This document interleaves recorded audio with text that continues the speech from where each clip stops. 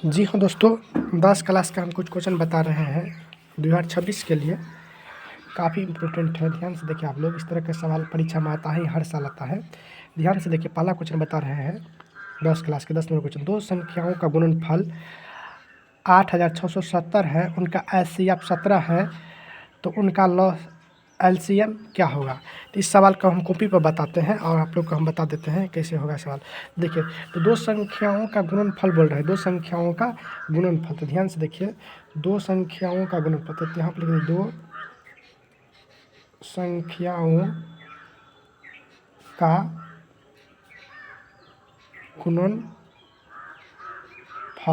दो संख्याओं का गुणनफल आपको दिया गया है 8670 दिया गया है।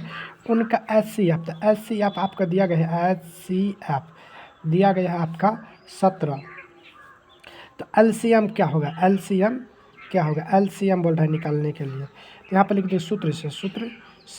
तो एलसीएम बराबर होता है दो संख्याओं का गुणनफल, दो संख्याओं का गुणनफल फल बट्टा में एचसीएफ। देखिए, तो दो संख्याओं का गुणनफल कितना, 8670। यहाँ पर लिखिए 8670 और बट्टा में एचसीएफ कितना, 17। तो यहाँ पर लिख देंगे 17, यहाँ पर लिख देंगे। देखिए, 17 से हम 8670 में भाग देंगे, 17 पंचे 85 यहाँ पर हो गया। 6 में से 5 गया तो 1 हो गया, 7 हो गया। तो यहाँ पर फिर 17 का 17 यहाँ पर हो जाएगा, आई प्लस 1 हो, यहाँ पर जो जीरो है सो यहाँ पर उतर देते, जीरो यहाँ पर हो गया, तो यहाँ पर जीरो उतर जाएगा। तो कितना हो गया, 510 इसका आंसर हो जाएगा। देखिए 510 यहाँ पर किसी का ऑप्शन है, ऑप्शन नंबर डी यहाँ पर हो जाएगा पहला का।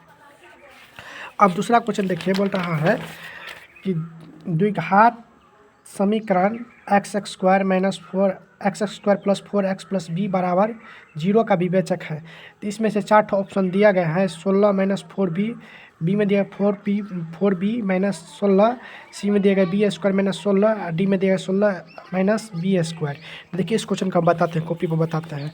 देखिए, द्विघात समीकरण का दूसरा नंबर क्वेश्चन बोल रहा है 11 का। देखिए, तो ए बराबर से लिख देंगे, x² के पीछे में कुछ नहीं, तो यहाँ पर 1 दिया गया है। एक बी बराबर यहाँ पर लिख देंगे, एक्स के पीछे में 4 दिया गया है, और सी बराबर यहाँ पर 4 लिख देंगे। तो विवेचक बोले, तो विवेचक का सूत्र होता है, विवेचक बराबर सूत्र होता है b² माइनस 4ac। तो देखिए, बी का मान कितने, 4, तो यहाँ पर 4 के यहाँ पर स्क्वायर कर देंगे, माइनस ए का मान कितने 1, तो 1 दे देंगे, सी का मान कितने 4, तो यहाँ पर 4 दे देंगे। यहाँ पर सी का मान सॉरी, यहाँ पे बी दिया गया है, सी का मान बी, तो यहाँ पर हम बी लिख देंगे, बी।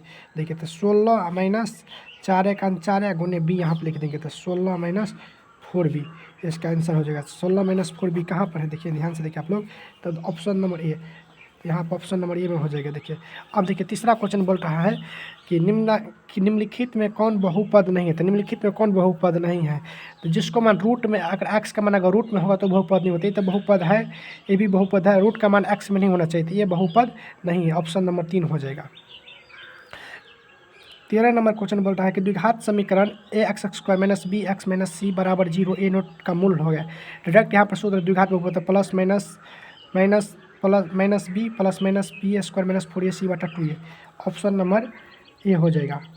बोल रहा है कि निम्नलिखित में कौन समांतर श्रेणी नहीं है जिसका सार्वंतर समान होना चाहिए, तो ऑप्शन नंबर डी हो जाएगा। और देखिए, और बोल रहा है 15 नंबर को, समांतर श्रेणी -3 -1/2 का 11वां पद क्या है। देखिए, इस सवाल को हम कॉपी में बताते हैं। देखिए, तो ए बराबर यहाँ पर लिख देंगे हम, ए बराबर 15 नंबर सवाल का हम यहाँ पर लिख देते हैं, 15 नंबर क्वेश्चन को यहाँ पर ए बराबर यहाँ पर लिख देंगे ए बराबर -3। देखिए, डी बराबर, डी सार्वंतर का डी बोलते थे, दूसरा पद में कितना, दूसरा पद देगा -1, माइनस दूसरा पद में से पहला पद को घटा, दूसरा पद में से पहला पद को घटा देंगे, -3 यहाँ पर घट जाएगा। तो डी बराबर यहाँ पर हो जाएगा -1/2 और प्लस 3।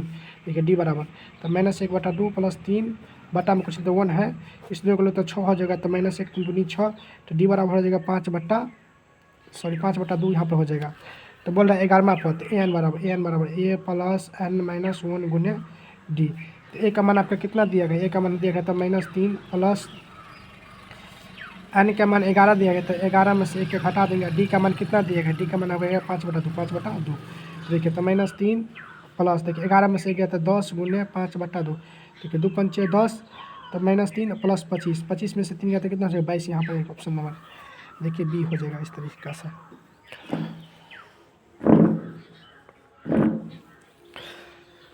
इस तरीके से हो जाएगा।